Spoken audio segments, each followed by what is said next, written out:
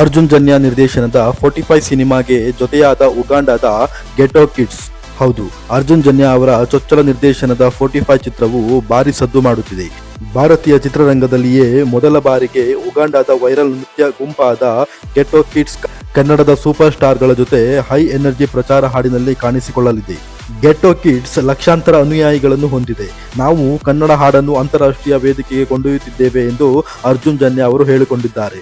ತಮ್ಮ ಅದ್ಭುತ ನೃತ್ಯ ಹಾಗೂ ಜಾಗತಿಕ ಚಾರ್ಮ್ ಹೊಂದಿರುವ ಗೆಟೋ ಕಿಡ್ಸ್ ಸಾಕಷ್ಟು ಪ್ರೇಕ್ಷಕರನ್ನು ಬೆರಗುಗೊಳಿಸಿದೆ. ಈಗ ಅವರು ನಟ ಶಿವರಾಜ್ ಕುಮಾರ್, ಉಪೇಂದ್ರ ಹಾಗೂ ರಾಜ್ಬಿ ಶೆಟ್ಟಿ ಅವರೊಂದಿಗೆ ಹೆಜ್ಜೆ ಹಾಕಲಿದ್ದಾರೆ. ಹಾಡಿಗೆ ಜಾನಿ ಮಾಸ್ಟರ್ ಅವರು ನೃತ್ಯ ಸಂಯೋಜನೆ ಮಾಡಲಿದ್ದಾರೆ. ಈ ಹಾಡಿನ ಚಿತ್ರೀಕರಣ ಜೂನ್ 15ರಂದು ಪ್ರಾರಂಭವಾಗಲಿದೆ.